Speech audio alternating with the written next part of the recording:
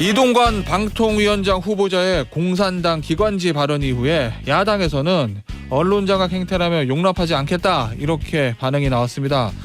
하지만 여당에서는 이건 일반적인 언론관을 말한 것뿐이고 공산당 발언은 하나의 예일 뿐이다. 이런 설명이 나왔죠. 장해찬 국민의힘 청년 최고위원과 관련 이야기 좀 나눠보겠습니다. 안녕하세요. 네, 안녕하세요. 장해찬입니다. 자, 이동관 후보자 얘기하기 전에 간밤에 뜨거웠던 이슈부터 하나 먼저 좀 짚어볼게요. 지금 정치권의 여의도의 가장 뜨거운 이슈 중에 하나가 이 김은경 민주당 혁신위원장의 사과인데 다들 어제 대한노인에 가지 않을까 그렇게 얘기를 했거든요. 왜냐하면 당에서 사실 이 발언과 직접적인 상관이 없는 한병도 의원하고 가서 이제 사과를 했는데, 그리고 본인을 거들었던 양이원영 의원도 가서 사과를 했습니다. 그런데 김은경 혁신위원장은 가지 않았다. 그 상황은 어떻게 보십니까? 이분이 꽃길만 걷던 분이라 그래요. 꽃길만 걷던 제가 사람이다. 혁신위원장이 아니라 꽃길 위원장이다라는 별명을 지어드렸는데, 대학 교수하고 연봉 3억짜리 금감원 부원장하고 평생 대접만 받고 이게 남에게 고개 숙여본 적이 없는 분이기 때문에 예. 이 정도 대형 사고를 치고도 본인이 다른 일정 다 취소하고 사과하러 가야 한다는 생각 자체를 못 하시는 거거든요. 그러니까 보통은 예. 이 당내에서 다른 사람이 사고를 치면 혁신위원장이 나서서 수습하고 사과하고 국민들께 죄송합니다 하는 게 일반적인 모습입니다. 위원장이니까. 그런데 혁신위원장이 사고친 걸 민주당의 다른 의원과 당직자들이 지금 수습하고 사과하고 있어요. 예. 그러니까 혁신위의 존재의 의미 자체가 사실상 무력화되었다고 보는 게 맞는 것 같고요. 근데 이 정도 되면은 사실 당에서 박강원 원내대표도 어제 이제 회의에서 이거 조심해야 된다 이런 얘기를 했잖아요. 그럼 혁신위원장에게 가서 사과하고 빨리 수습하라. 그게 당신도 살고 당도 사는 길이다. 이렇게 얘기하지 않았을까요? 저는 박강원 원내대표가 김은경 혁신위원장을 임명한 사람이 아니잖아요. 예. 임명권자의 책임이라고 생각합니다. 이재명 누구입니까? 대표요? 이재명 대표입니다. 예. 지금 휴가지에서 DP2 드라마 보고 있을 때가 아니에요. DP보다 더한 부조리성 망언을 김은경 위원장과 양이원영 의원이 막 하고 있잖아요. 예. 한강의 기적을 일으킨 우리 노인 세대가 여전히 OECD 빈곤율 1위라는 열악한 현실에 처해 있는데 미래가 얼마 남지 않은 분들 이런 이야기를 하고 있잖아요. 이게 더 큰 현실의 부조리입니다. 지금 예. 이재명 대표 에어컨 쐬면서 DP 보고 있을 시간이 있나요? 그럼 이재명 대표가 그럼 휴가지에 있긴 하지만 연락 다 될 텐데. 복귀해야죠. 이 정도면 이재명 대표도 대한노인회를 찾아가서 사과해야 되고. 이재명 대표가 직접? 이거 민주당의 노인위원장께서 말씀하신 거예요. 최락도 전 의원께서. 예, 저희 저도 당의 보도 요청이 봤습니다. 아니라 예. 민주당 삼선 의원 출신의 노인위원장이 이재명 대표가 직접 사과해야 된다고 말씀을 하셨고 예. 김은경 위원장을 임명한 사람이 이재명 대표이기 때문에 전화 한 통하는 게 어렵습니까? 어허. 당장 달려가서 사과하라고 지시해야 될 사람은 예. 박강원 원내대표가 아니라 이재명 대표입니다. 그리고 이재명 대표도 휴가지에서 복귀해서 사과해야 된다라는 얘기시고, 자, 그런데 어제 이제 대한노인회 가지 않고 간담회, 강원도 도민 간담회인가요? 거기서 했던 이 얘기, 이건 어떻게 해석해야 돼요? 교수라서 조금 철없이 지내서 정치 언어를 잘 모르고 이게 정치적인 맥락이 무슨 뜻인지도 아마 깊게 숙고하지 못한 어리석음이 있었던 것 같습니다.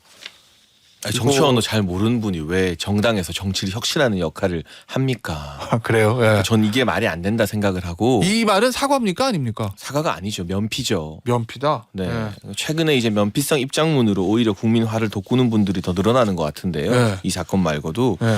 저는 정치인이든 또 정치가 미숙한 사람이든 실수를 했을 때 어떻게 수습하느냐, 얼마나 빨리 진정성 어린 사과를 하느냐가 더 중요하다고 봅니다. 예. 그런데 민주당은 참 사과 안 하는 정당이에요.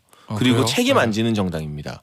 이 정도 일이 터졌으면요, 김은경 위원장과 양이원영 의원에 대해서는 윤리위가 열려야 돼요. 윤리위. 그런데 민주당에서 윤리위가 언제 열렸는지 기억이나 나십니까? 어허. 그러니까 최강욱 짤짤이 이후로 이 윤리위를 찾아볼 수가 없습니다. 김남국 의원 때도 안 했었나요? 김남국 의원 때 윤리위 탈당을 해부하려고 미리 하니까 탈당했고, 최근에는 권칠승 수석 대변인의 천안함 막말이 있었는데 예. 이분이 수석 대변인직도 사퇴 안 하고 그대로 하고 있어요. 어허. 그러니까 대체 무슨 막말을 해야 민주당 윤리위가 열리는 건가? 예. 형수님한테 욕설 정도는 해야 이 민주당 윤리위가 열리는 건가? 이게 이재명 대표 때문에 민주당 윤리위가 막말을 바라보는 기준이 예. 너무 관대해진 것은 아닌가 하는 의문이 들 정도로 예. 어떻게 이런 막말을 했는데 윤리위가 안 열리죠? 국민의힘은요, 예. 최고위원 2명도 징계해버리는 정당이고요, 대구시장 대선 주자급 인사도 국민 눈높이 맞지 않는 발언하면 징계합니다. 여야가 좀 도덕성 경쟁을 제대로 해야 되는데 국민의힘이 뭐 다 잘하는 것은 아니지만 네. 적어도 지위고하를 막론하고 막말하면 윤리위 보낸다는 전례는 확실히 만들고 있는데 비해서 민주당 윤리위는 개점 휴업 실종 상태입니다. 민주당의 엄청난 악재가 될 만한 발언이라고 보시나요? 그렇죠. 이게 악재가 아니면 뭐가 악재겠습니까? 더군다나 뭐 청년 세대 위한다는 명분을 내세웠는데 네, 말은 혁신위도 그렇게 얘기하잖아요. 이게 예를 들어서 세대 갈라치기 하는 거는 국민의힘에서 잡은 프레임이고 젊은 세대, 청년 세대 정치 참여를 독려하려는 것이 원래 의도다라는 얘기를 혁신위에서도 입장문에서 얘기하던데. 근데 민주당은요. 네. 이제 문재인 정부 때나 대선 때 청년들이 민주당 지지 안 해주니까 이거 교육을 잘못 받아서 그렇다는 둥. 청년 비하도 민주당이 잘해왔던 일입니다. 그러니까 노인 세대고 청년 세대고 할 거 없이 민주당 지지 안 하면 무조건 비하하는 게 일단 민주당의 주특기이고 전공입니다. 알겠습니다. 자, 김은경 혁신위원장 얘기 하나만 더 해보죠. 다른 이슈가 또 나왔습니다. 어제 또 한 모임에서 이런 얘기를 했다고 하는데 그대로 제가 읽어드릴게요. 문재인 대통령 때 금융감독원 부원장으로 임명받았는데 윤석열 밑에서 임기를 마치는 게 엄청 치욕스러웠다. 요 얘기는 혁신위원장 왜 하셨어요? 요 질문에 대한 답을 하면서 내가 민주당 혁신위원장 온 배경을 설명하면서 이제 이렇게 얘기한 겁니다. 이 발언도 문제가 있다고 보시는 건가요? 제가 오랜만에 예전에 썼던 신조어 하나 다시 쓰고 싶은데요. 예. 요즘 친구들이 누칼협이라는 말 많이 쓰거든요. 예? 누가 칼 들고 협박했냐. 누칼협. 예. 이게 연봉 3억짜리 꿀직장이에요.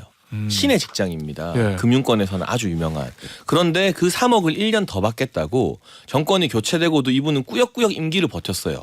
그거 누가 임기 안 버티면 큰일 난다고 협박했습니까? 본인은 본인 그 금융소비자 보호처를 맡고 있기 때문에 독립성과 전문성이 요구되는 거다. 임기제의 본질이 있기 때문에 내가 임기를 채운 거다. 뭐 이렇게 얘기를 했다고 합니다. 그게 이제 알박기 하는 인사들의 전형적인 변명인데요. 대통령보다 연봉이 많아요. 연봉 3억이면.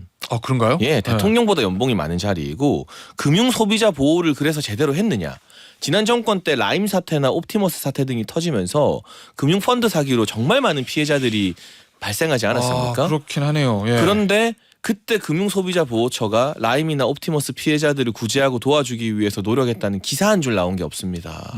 그냥 이분은 연봉 3억에 관용차 타고 다니면서 대접받는 거 즐긴 분이에요. 아주 플렉스 하시고 욜로 하신 분이에요. 근데 무슨 이 치욕스러웠다고 이제 와서 구질구질하게 이야기를 하는 겁니까? 지금이라도 정말 치욕스러웠다면 그 치욕적인 연봉 3억을 사과의 의미로 대한노인회에 기부하시면 제가 이분이 진정성이 있는지 한번 고민해 보겠습니다.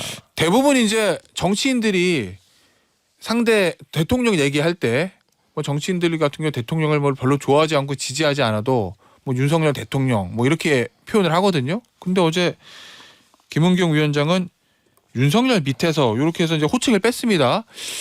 이게 의도적인 거라고 보세요? 아니면은 좀 감정이 격앙돼서 말을 하다가 나온 실수라고 보세요? 의도적이죠. 의도적이다. 왜냐하면 같은 문장 안에 문재인 전 대통령도 들어가는데 문재인 전 대통령 이름 뒤에는 대통령이라는 호칭을 붙였거든요. 예, 그렇긴 해요. 근데 윤석열 대통령 뒤에만 의도적으로 호칭을 생략했기 때문에 이건 의도적인 거고요. 어떤 의도가 있을까요? 그러니까 정치적 노림수가 너무 얕아요. 이분이 정치를 안 하던 분이다 보니까 지금 본인이 노인 비하 막말로 사고 친 걸 수습하기 위해서 개딸들에게 SOS를 친 거거든요.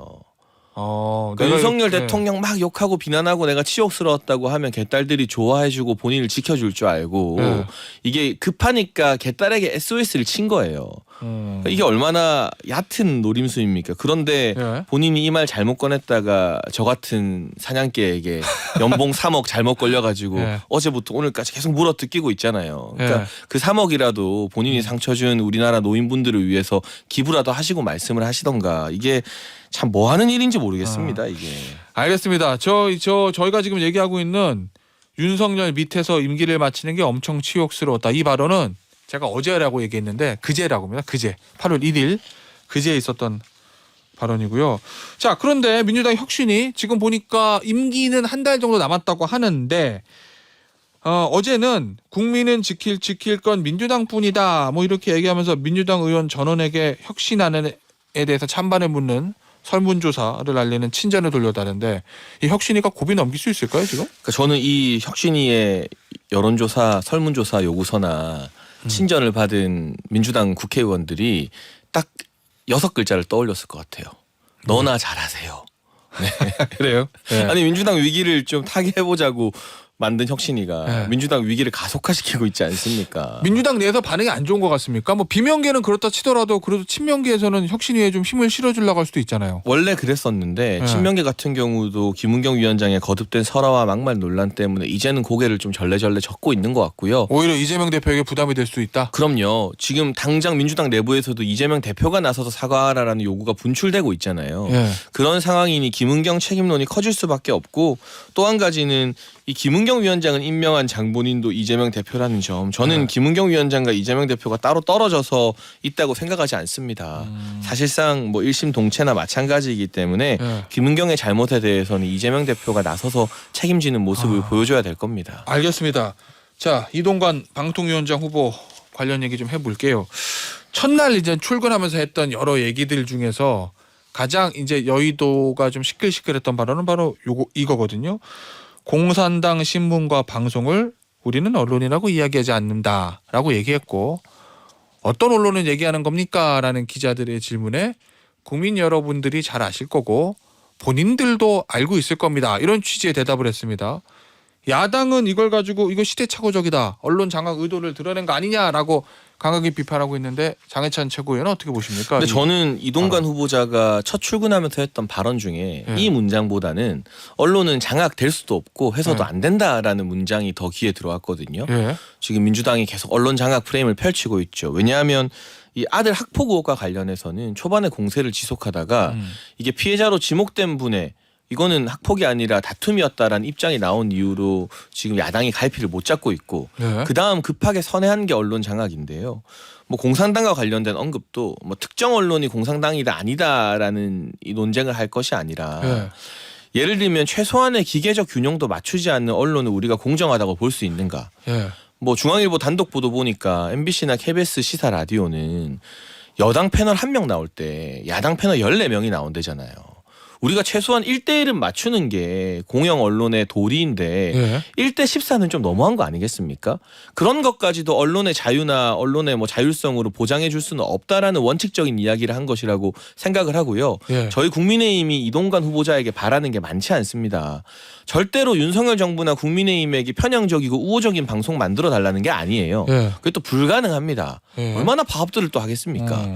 다만 1대 14의 이 기형적인 고리를 좀 끊어내고 예. 1대 1 정도 아니면 뭐 1대 2나 1대 3 정도라도 민주당 성향 사람들 나와서 이야기할 때 반론할 수 있는 국민의힘 사람 불러달라는 최소한의 요청과 바람을 가지고 있는 것이지 뭐 이게 지금 민주당이 말하는 것처럼 정부를 뭐 미화하는 방송 그건 가능하지도 않고요. 예. 기대하지도 않습니다. 자, 그런데 장 최고위원 이 공산당 발언과 관련해서 예를 들어서 이제 기자가 그 다음에 그럼 혹시 어떤 언론을 염두에 두고 있는 거냐는 취지의 질문에 아니 뭐 그런 건 아니고 나는 그 언론적인 얘기를 한 거다. 언론의 정치적 중립성을 얘기한 것뿐이다라고 대답했으면 모르겠는데 그게 아니고 본인들도 잘 알 겁니다라고 얘기해서 뭔가 이동관 후보자 머릿속에 몇 개 언론사가 좀 딱 박혀 있는 거 아니냐라는 좀 의구심도 들 수도 있는 거거든요. 그러면은 취임하면 그 언론사에 대한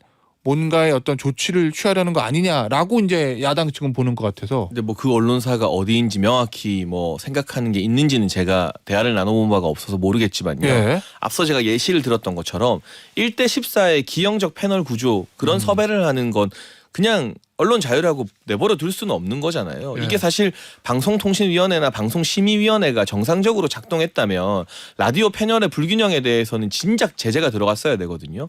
그런데 정현주 방심위원장 같은 경우는 100건이 넘는 라디오 패널 불균형 이 심의 의결이 들어갔음에도 불구하고 단 한 건도 결론을 안 내렸다고 해요. 오늘 아침에 또 중앙일보 기사가 나왔는데요. 네. 그런 것들을 보게 되면 방통위와 방심위 기능이 정상화되면 어느 정도의 균형 조정은 있을 수밖에 없다. 다만 네. 그게 언론 장악입니까? 14대 1을 1대 1로 바꾼다는 게 언론 장악입니까? 언론 네. 정상화죠, 그건. 알겠습니다. 그 중앙일보 말씀하셨으니까 오늘 제가 중앙일보 사설 보니까 이 아파트 철근 누락된 이른바 순살 아파트라는 거 LH 사태 지금 또 터졌어요. 이거에 대해서 여야가 싸울 일이냐 이렇게 좀 여야를 질타하는 사설이 실렸습니다. 그러니까 국정조사 추진 여부를 가지고 여야가 의견이 갈리는 거. 그다음에 전 정부 현 정부 서로 남 탓하는 거.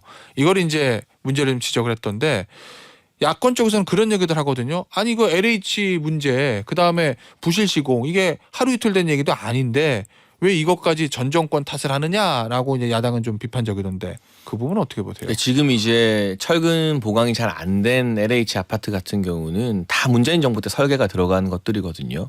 그리고 그때 이제 임대주택 정책을 막 무리하게 밀어붙이면서 굉장히 많은 임대주택이 지어졌죠. 그 과정에서 저는 좀 허술한 설계나 감리 등이 있지 않았을까 의심을 하고 있고요. 이게 여야를 떠나서 예. 거기 사시는 분들이 불안하잖아요. 그리고 이 불안하죠. 불안감이 민간 아파트로까지 번질 수 있기 때문에 예. 이런 민생과 직결된 문제야말로 저는 국정조사 여야가 합의할 수 있다고 생각을 합니다.